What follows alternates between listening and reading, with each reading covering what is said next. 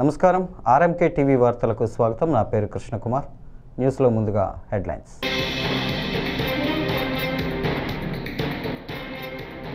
భారత్ అభివృద్ధిలో జపాన్ కీలక పాత్ర, ప్రధాని నరేంద్ర మోడీ.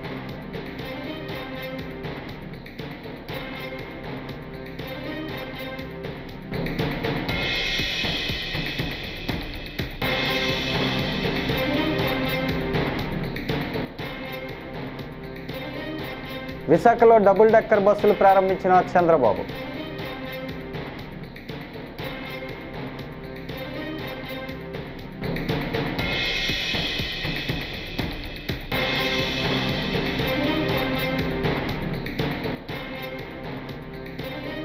వివేక హత్య కేసులో ఇంకా న్యాయం జరగలేదు, షర్మిల ఆవేదన వ్యక్తం.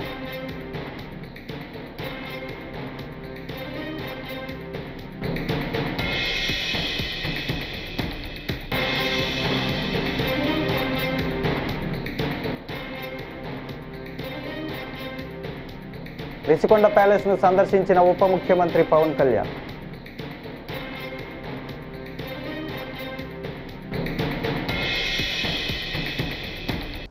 ఇక డీటెయిల్స్ చూస్తే, ప్రపంచమంతా భారత్ పైన ఆశలు పెట్టుకుందని ప్రధాని నరేంద్ర మోడీ అన్నారు.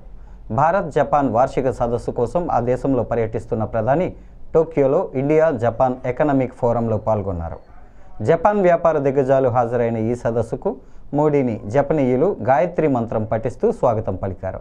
ఈ సందర్భంగా ప్రసంగించిన ప్రధాని మోడీ భారత్ జపాన్ మధ్య లోతైన భాగస్వామ్యాన్ని ప్రస్తావించారు. భారత అభివృద్ధి ప్రయాణంలో జపాన్ కీలక పాత్ర పోషించిందని గుర్తు చేశారు.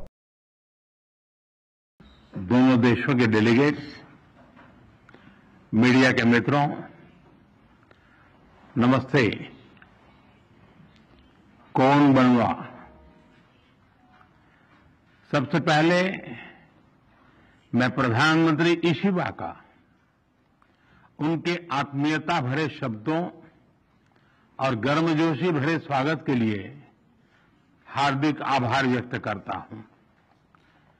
आज हमारी चर्चा प्रोडक्टिव भी थी और पर्पजफुल भी थी.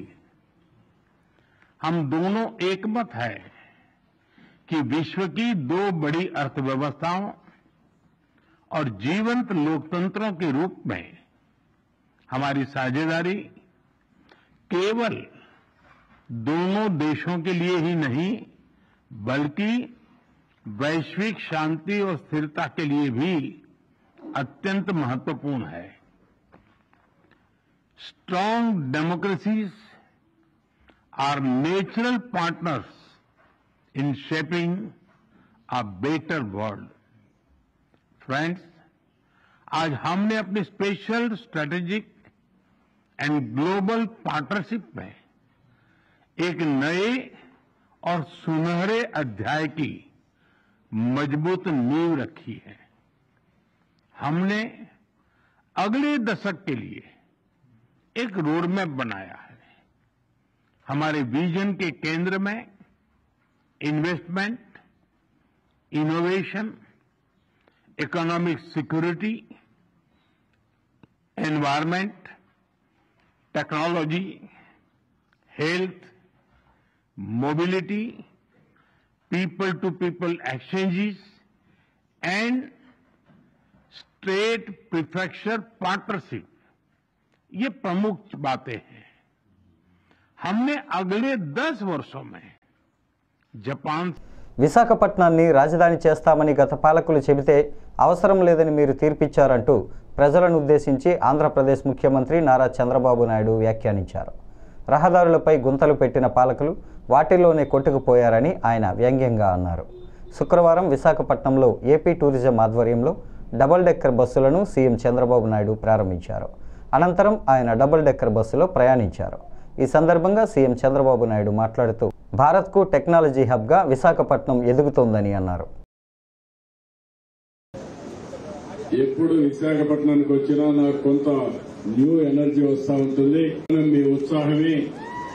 అలాంటి విశాఖపట్నానికి మేమందరం రుణపడి ఉన్నాం. విశాఖపట్నాన్ని భవిష్యత్తులో నెంబర్ 1 సిటీగా తయారు చేసే బాధ్యత ఎన్డీఏ ప్రభుత్వం తీసుకుంటామని మరి ఒకసారి అందరికీ విజ్ఞప్తి చేస్తున్నా.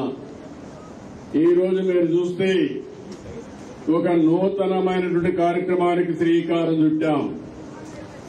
ఇది hop on and hop of bus.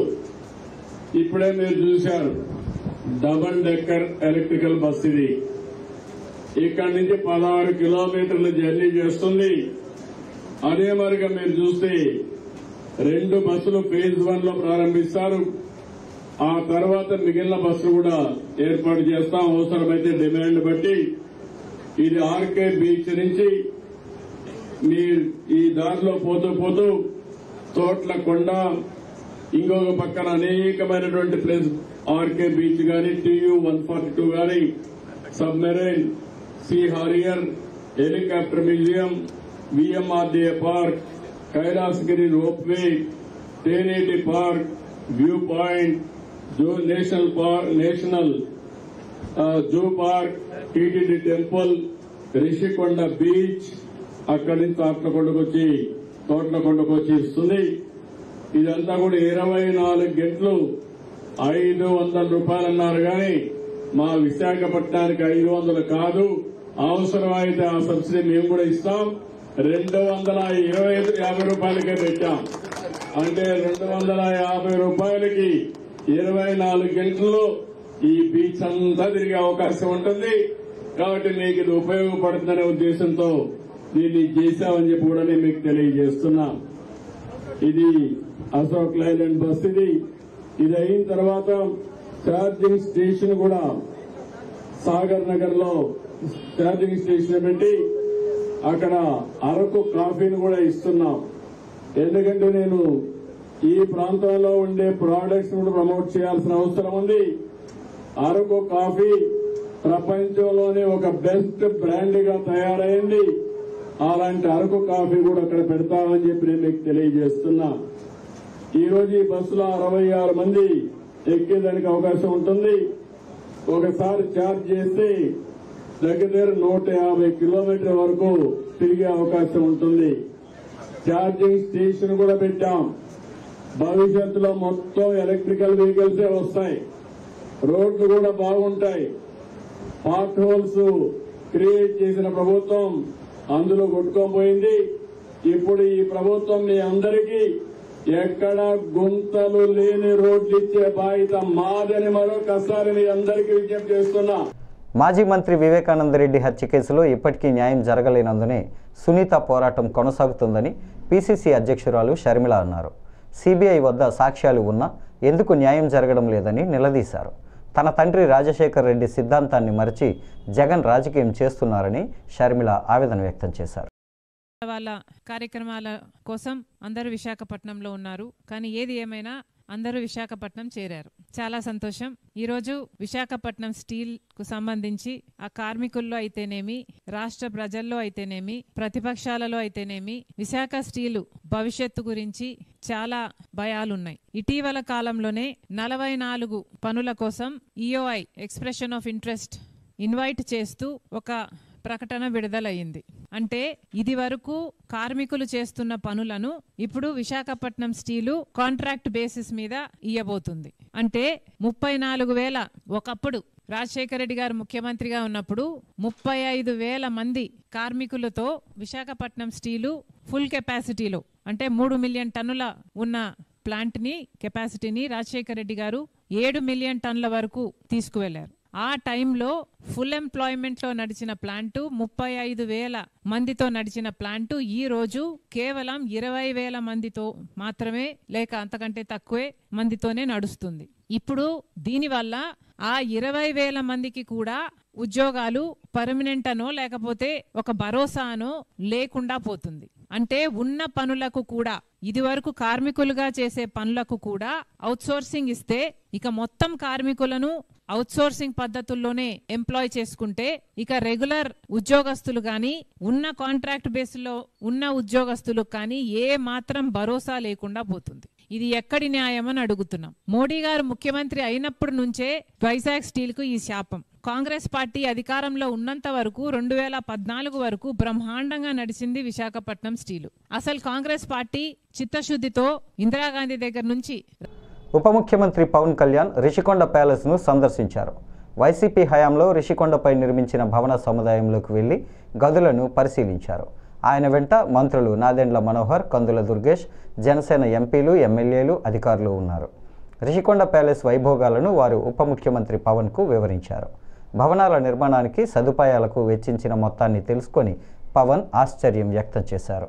ప్రస్తుత భవనాలు నిర్మించక ముందు ప్రభుత్వానికి ఎంత ఆదాయం వచ్చేది, వీటి నిర్మాణం తర్వాత ప్రభుత్వంపై ఎంత మేర భారం పడుతుందనే వివరాలపై పవన్ కళ్యాణ్ ఆరా తీశారు. బ్లాక్స్ నిర్మాణానికి వాళ్ళు చేశారు. అది కూడా ఏం చేశారంటే ఎక్స్టెన్షన్ ఆఫ్ ఎగ్జిస్టింగ్ రిసార్ట్ కింద చెప్పారు. వాళ్ళు గవర్నమెంట్ జీవోలో ఏముందంటే existence redevelopment of existence resort, that's how they have raised the bill. దాంట్లో 2 బ్లాకులే పెట్టారు. ఫస్ట్ వాళ్ళు పెట్టింది ఏంటంటే 7 బ్లాక్స్ లో బడ్జెట్ ఒకదానికి 90 పైన, ఇంకో దానికి 70 పైన, 2 phases లో ఇంతే. వాళ్ళు స్టార్ట్ చేసినప్పుడు 164 కోట్ల రూపాయలు, 164 కోట్ల రూపాయలతోటి 7 బ్లాక్స్ ప్లాన్ చేశారు. కట్టేటప్పటికి అది 7 బ్లాక్స్ కే పూర్తి చేయాలి. 4 బ్లాకులకి అంటే మనం చూస్తే 4 బ్లాక్ అంటే బిల్డింగ్ కాదు, residential block is 1, CMO office is 1, ఇవన్నీ కూర్చొని అలాగా వాళ్ళు 7 బ్లాకులు ప్లాన్ చేసుకుంటే 4 బ్లాకులే కట్టారు. 7 బ్లాకులకి వాళ్ళు ప్లాన్ చేసినప్పుడు 92 కోట్లు ఫస్ట్ ఫేజ్, రెండో ఫేజ్ 53 కోట్లు. సో రెండు కొంచెం అటు ఇటుగా పెడితే 160 కోట్ల పై చిలుకు వాళ్ళ ఒరిజినల్ ప్లాన్. అది ఏదైనా సరే ఇంకో చోట పైకి వెళ్ళిందంటే ఒక 2 అవుతుంది. కానీ ఇది 454 కోట్లు అయింది. Not even for the entire 7 blocks, it is only 4 blocks. 4 బ్లాకులకే 454 కోట్లు అయింది. ఒరిజినల్ ప్లాన్ 92 కోట్లు ఫస్ట్ ఫేజ్, సెకండ్ ఫేజ్. దీనికి లోపలికి వెళ్ళి చూసి నేను వచ్చినప్పటి నుంచి కూడా మమ్మల్ని గత కాలం రానివ్వలేదు. ఇప్పుడు ఏమైపోయింది, ఒక డ్యామేజ్ జరిగిపోయింది. ఋషికొండ ఒకప్పుడు ఇక్కడ రిసార్ట్స్ ఉన్నప్పుడు టూరిజం మన శాఖకి ఆదాయం 7 కోట్లు ఉంది. సో 7 కోట్ల ఆదాయం కోల్పోగా ఇప్పుడు అదనపు భారం 453 కోట్లు పడి ఇప్పుడు కరెంటు బిల్లు ఆదాయం మన సంవత్సరానికి కట్టాల్సిన ఇంకా ఉపయోగించకుండా జస్ట్ అది లైట్ లేసి అప్పుడప్పుడు ఏసీ ఆన్ చేయడానికి ఉట్టినే జస్ట్ ఆన్ చేసి ఆఫ్ చేయడానికి పనిచేస్తున్నది సక్రమంగా అనుకోవడానికి అది సంవత్సరానికి 1 కోటి రూపాయల పైన 15 లక్షలు అవుతుంది. దాన్ని బట్టి అర్థం ఈ మెయింటెనెన్స్ వీటికి 1.5 కోటి అవుతుంది, జస్ట్ మేయర్ మెయింటెనెన్స్. ఇదివరకు 7 కోట్ల ఆదాయం. ఇప్పుడు మేము అన్ని చూసిన తర్వాత లోపల వెళ్ళి పర్యవేక్షిస్తే ఇప్పుడు దాకా అది వాళ్ళు డ్యామేజ్ చేశారు. ఈ టాయిలెట్స్ ఎన్ని కోట్లు, టబ్బు ఇవన్నీ ఇంకా అయిపోయినాయి, ప్రజల్లోకి వెళ్ళిపోయినాయి. ఇప్పుడు మా కుటుంబ ప్రభుత్వం నుంచి మేము వినాయక చవితి నిమజ్జన కార్యక్రమం సోమందేపల్లి మండల వ్యాప్తంగా శనివారం జరగనుందని ఎస్ఐ రమేష్ బాబు అన్నారు. శుక్రవారం ఆయన మాట్లాడుతూ మండల కేంద్రంలో వినాయక విగ్రహాలను త్వరగా నిమజ్జనం చేయాలని, శోభాయాత్రను వేగంగా పూర్తి చేయాలని సూచించారు. దాదాపు 70 విగ్రహాలు ఏర్పాటు చేసినందున నిమజ్జనానికి సమయం పడుతుంది కాబట్టి తొందరగా కార్యక్రమాలు పూర్తి చేయాలని కోరారు. మండల ప్రజలకి గణపతి నిమజ్జన మహోత్సవ శుభాకాంక్షలు. ముఖ్యంగా మండలమంతా రేపు గణపతి నిమజ్జనాలు జరుగుతున్నాయి. ప్రజలందరికీ తెలియజేయడం ఏమనగా సోమందేపల్లి మండల హెడ్ క్వార్టర్లో ముఖ్యంగా సుమారు 60 విగ్రహాలు రేపు నిమజ్జనం కాబోతున్నాయి. ఈ 60 విగ్రహాలు కూడా వీలైనంత తొందరగా స్టార్ట్ చేసి తొందరగా కంప్లీట్ చేస్తే ఇబ్బందికరంగా లేకుండా ప్రశాంతంగా నడుస్తుందని తెలుపుకుంటున్నాను. ఎందుకంటే ముఖ్యంగా మనకు గమనించినామంటే ఈ సోమందేపల్లి టౌన్కి సబ్స్టేషన్ నుంచి కరెంటు సప్లై అనేది నిమజ్జనం స్టార్ట్ అవుతూనే స్టాప్ కావడం జరుగుతుంది. అది మన నిమజ్జన విగ్రహాలన్నీ పూర్తిగా నల్లగొండ రాయనపల్లి క్రాస్ దాటిన తర్వాత మాత్రమే కరెంటు రీప్లేస్ చేయడం జరుగుతుంది. కాబట్టి ఇళ్ళల్లో చిన్నపిల్లలు, మహిళలు, వృద్ధులంతా కూడా ఇబ్బంది పడే పరిస్థితి ఉన్నది. అందువల్ల అందరూ కూడా సహకరించి మీరు ఏదైతే మహోత్సవం బాగా జరుపుకోవాలనుకుంటున్నారో దాన్ని 1 గంట ముందు స్టార్ట్ చేసుకొని 1 గంట అర్లీగా ముగించేస్తే సాయంత్రం 7 గంటలకు ప్రతి ఒక్కరూ ముగించిన ఎడల అందరూ కూడా ప్రజలు ప్రశాంతంగా వాళ్ళ యొక్క జీవనం కొనసాగించే అవకాశాలు ఉంటాయి. కాబట్టి అందరూ కూడా సహకరించి వీలైనంత త్వరగా నిమజ్జనం పూర్తి చేసి ప్రశాంతంగా పూర్తి చేయాలని కోరుకుంటున్నాను. ఇందులో నిమజ్జనానికి వెళ్ళేటప్పుడు పాటించాల్సిన కొన్ని నియమాలు అందరూ మర్చిపోదండి. చిన్నపిల్లల్ని మహిళల్ని ఎట్టి పరిస్థితుల్లోన ట్రాక్టర్లో లేదా వెహికల్లో తీసుకెళ్ళొద్దండి. మీ గ్రామం లేదా వార్డు దాటిన తర్వాత అందరినీ కూడా జాగ్రత్తగా వాళ్ళ ఇంటి దగ్గర వదిలేసి వెళ్ళాలని కోరుకుంటున్నాను. ఓర్వకల్లు మండలం బ్రహ్మణపల్లి గ్రామానికి చెందిన రైతు కానుగుల రాజారావుకు జరిగిన అన్యాయంపై న్యాయం చేయాలని RGN human rights anti corruption association AP incharge Vijay Kumar శుక్రవారం జిల్లా కలెక్టర్ కార్యాలయంలో వినతిపత్రాన్ని సమర్పించారు. తప్పుడు సర్వే రిపోర్టుల ఆధారంగా రైతుకు అన్యాయం జరిగిందని సంబంధిత అధికారులపై చర్యలు తీసుకొని భూమిపై అన్యాయం జరగకుండా చూడాలని ఆయన కోరారు. మండలం బ్రహ్మణపల్లి గ్రామం కాపరస్తులం అండి. మేము ఇప్పుడుంటూ దాదాపు 50 సంవత్సరాల నుండి అనుభవం చేసుకునే భూమి మా పెద్దల కాలం నుండి ఈనాడు ఏపీఎస్ వాళ్ళు తీసుకున్నారు. మా భూమిని తీసుకొని మాకు ఎటువంటి నష్టపరిహారం చెందలేదు. పాస్బుక్లు అధికారులు ఇవ్వలేదు. పాస్బుక్లు ఉన్న వాళ్ళకే డబ్బులు అని చెప్పి వాళ్ళకి ఇచ్చినారు. ప్రథమ రైతులకు మాకు ఇవ్వలేదు. అప్పటి నుండి మనం పొలం వేసుకుని ఇక్కడ ఉన్నారు, డబ్బులు ఇవ్వకుండా ఉన్నారు. ఇప్పుడు మళ్ళీ మా భూములు వచ్చి వాళ్ళు జేసీపీలు ట్రాక్టర్లు పెట్టి మన్ను తోలి మా పొలంలో తోలుతున్నారు. దానిని కూడా అడగిచ్చి మళ్ళేసినాము. మాకు మాత్రం ఇప్పుడు కలెక్టర్ ఆఫీస్కి వచ్చినాము లెటర్ తీసుకొని. వాళ్ళకు కూడా జాయింట్ కలెక్టర్ గారికి కూడా ఇచ్చినాము మా లెటర్ అందింది. కాబట్టి మాకు కానీ ఎటువంటి న్యాయం కానీ చేయకపోతే మాకు ఇంకా ఆత్మహత్యనే నిజమైనది. ఇంకా మాకు న్యాయం చేస్తారా, ఆత్మహత్య చేసుకోమంటారా, అదొక్క పర్మిషన్ మాకు దయచేసి ఇచ్చారని కర్నూలు జిల్లా కలెక్టర్ గారిని మనస్ఫూర్తిగా కోరుతున్నాం. కానగల రాజారావు, కానగల వెంకటేశ్వరులు. విశాఖలో ఆర్టీసీ బస్సు పూర్తిగా దగ్ధమైన విషయం తెలిసిందే. ఈ షాకింగ్ ఘటనలో షాకింగ్ విషయాలు వెలుగులోకి వచ్చాయి. బస్సు కెపాసిటీ 65 ఉండగా ప్రమాదం జరగకముందు బస్సులో 130 మంది ప్రయాణికులు ఉన్నారని, అందులో 99 మంది మహిళలు ఉన్నట్లు బస్సు కండక్టర్ తెలిపారు. ట్రాఫిక్ సిగ్నల్ దగ్గర బస్సు ఆపినప్పుడు పక్కన ఆటో డ్రైవర్ మంటలను గమనించి అప్రమత్తం చేశాడని కండక్టర్ తెలిపారు. ఓవర్లోడ్ కారణంగా బస్సులో మంటలు చెలరేగి ఉంటాయని పలువురు అనుమానిస్తున్నారు.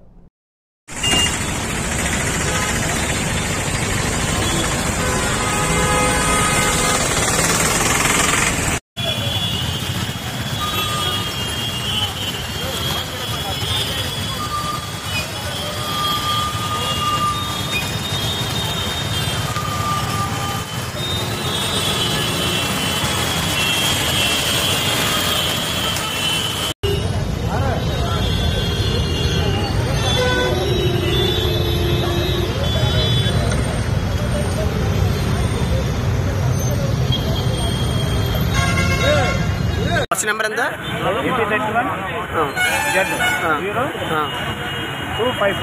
ఏ బస్సు అండి నెంబర్? జనరు. ఎంతమంది బస్సులోని? 130 మంది దాటి ఉన్నారా? ఎవరికైనా ప్రమాదం ఏమైనా జరిగిందా? మీరు ఎలా గమనించారు? ఆటో వాళ్ళు చెప్తే నేను వెనకదల నుంచి సిగ్నల్ ఆగిందా బస్సు? మీ పేరు? సాయిబాబా. కండక్టర్ మీరు? డ్రైవర్ పేరు? Ramesh. Thank you.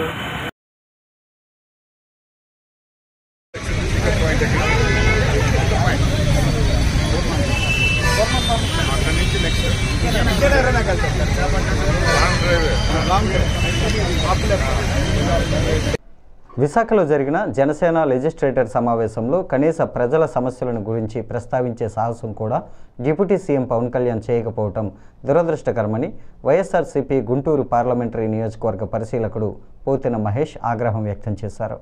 Tadepalli YSR Congress party కేంద్ర కార్యాలయంలో మీడియాతో మాట్లాడుతూ ప్రభుత్వంలో భాగస్వామిగా ఉన్న రాజకీయ పార్టీగా జనసేన రాష్ట్రంలో ప్రజలు ఎదుర్కొంటున్న అనేక సమస్యలపై చర్చిస్తుందని, తమ వైఖరిని ప్రకటిస్తుందని రాష్ట్ర ప్రజలు ఎంతో ఆసక్తిగా ఎదురు చూశారని అన్నారు. అందరూ కూడా ఇది ప్రజల కోసం వచ్చిన పార్టీ అయినా, పవన్ కళ్యాణ్ గారు ప్రజల కోసం పనిచేసేటువంటి వ్యక్తి అయినా అని అందరూ కూడా నిన్న ఆలోచనలో పడిపోయారు.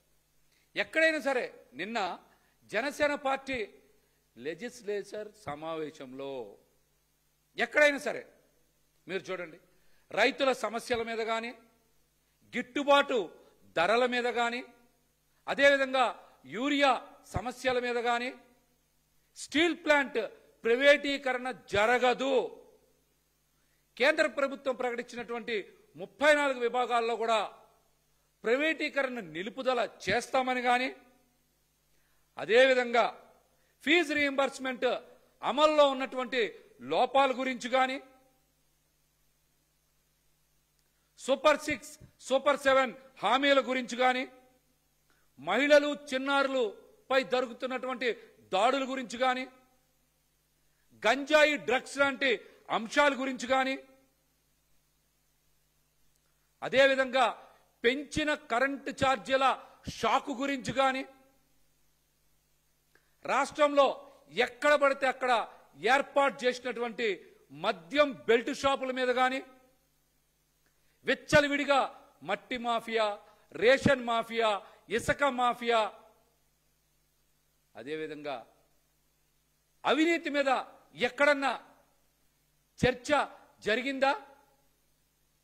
ఇట్లాంటి అంశాల మీద కానీ, అదేవిధంగా పవన్ కళ్యాణ్ గారు ఎన్నికల ముందు కూడా పదే పదే అనేక సభల్లో సమావేశాల్లో చెప్పారు, ప్రతి నియోజకవర్గంలో 500 మంది యువతకి 10 లక్షల రూపాయల ఆర్థిక సాయం చేస్తామని చెప్పి.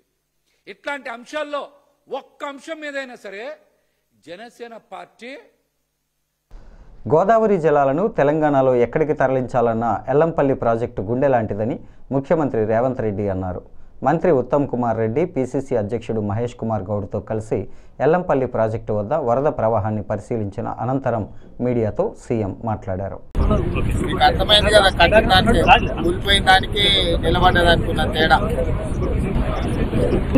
ఇప్పుడు అది చేయడానికి సాంకేతికంగా చాలా సమస్యలు ఉన్నాయి. వాటన్నిటి రిపోర్ట్ ప్రకారం చేద్దాం. మేమేమో మంత్రి గారు కానీ నేను కానీ పిసిసి అధ్యక్షుడు 80,000 పుస్తకాలు చదవలేదు.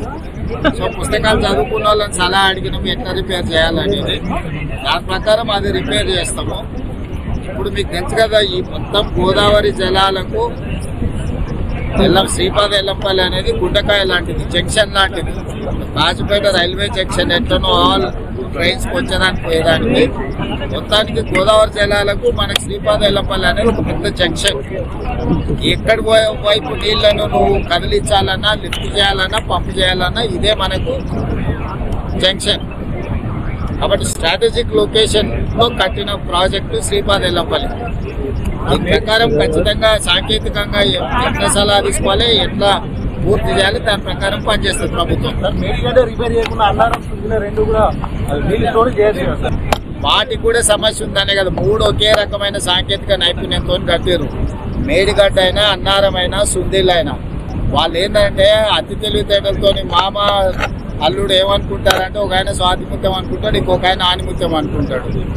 మేడిగడ్డ నుంచి ఎత్తితే అన్నారంలో పోయాలి, అన్నారంలో ఎత్తితే సుందిల్లలో పోయాలి, అక్కడ నుంచి ఎత్తితే శ్రీపాద ఎల్లంపల్లికి పోయాలి.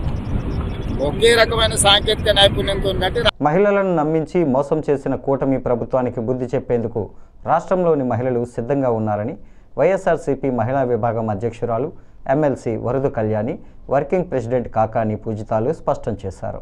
నెల్లూరులో కాకాని పూజిత ఆధ్వర్యంలో వైఎస్ఆర్సీపీ మహిళా విభాగం జోనల్ సమావేశం జరిగింది. సమావేశం అనంతరం వరదు కళ్యాణి, కాకాని పూజితాలు మీడియాతో మాట్లాడారు.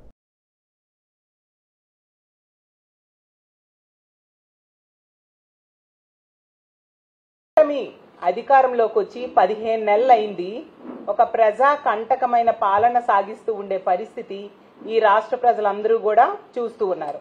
ముఖ్యంగా మహిళా వ్యతిరేక పాలన చంద్రబాబు నాయుడు గారు ముఖ్యమంత్రిగా ఉన్న ఈ కూటమి ప్రభుత్వం చేస్తూ ఉంది. మహిళల మీద నిత్యం అఘాయిత్యాలు, నేరాలు జరుగుతూ ఉండే పరిస్థితి. అలాగే మహిళలకి ఎన్నో హామీలు ఇచ్చి అధికారంలోకి వచ్చిన వీళ్ళు ఏ ఒక్కటి సరిగ్గా అమలు చేయని పరిస్థితి ఈ రాష్ట్రంలో నెలకొని ఉంది. మహిళల మీద ఇన్ని అఘాయిత్యాలు, ఇన్ని దారుణాలు జరుగుతున్నా కూడా మళ్ళీ ఈ కూటమి ప్రభుత్వం ఆ అఘాయిత్యాలకు కారణమైన మద్యాన్ని ఎంతగా ఏరులై పారేట్టుగా చేస్తూ ఉందో ఈ రాష్ట్ర ప్రజలందరూ, ముఖ్యంగా మహిళలు గమనిస్తూ ఉన్నారు. దాని మీద తీవ్రంగా వ్యతిరేకత మహిళల్లో అప్పుడే ప్రారంభమైన పరిస్థితి మనం చూసాం. ఎందుకంటే ఈరోజు కూటమికి ఓట్లేసిన వాళ్ళు చాలా బాధపడుతూ ఉన్నారు, ఎందుకు ఇలాంటి ప్రభుత్వానికి ఓట్లేసామా అని చెప్పేసి. ఎందుకంటే గతంలో జగన్మోహన్ రెడ్డి గారు తీసుకుంటే ఒక మహిళా పక్షపాత ముఖ్యమంత్రిగా పరిపాలించిన పరిస్థితి మనం చూసాం. అతను తన 5 ఏళ్ల పాలనలో తీసుకుంటే 3,30,000 కోట్ల రూపాయల అప్పులు చేస్తే, ఈ కూటమి అధికారంలోకి వచ్చిన 15 నెలల్లో 2 లక్షల కోట్ల అప్పులు చేయడం జరిగింది. మాట్లాడితే సంపద సృష్టిస్తానని చంద్రబాబు నాయుడు గారు చెప్తారు.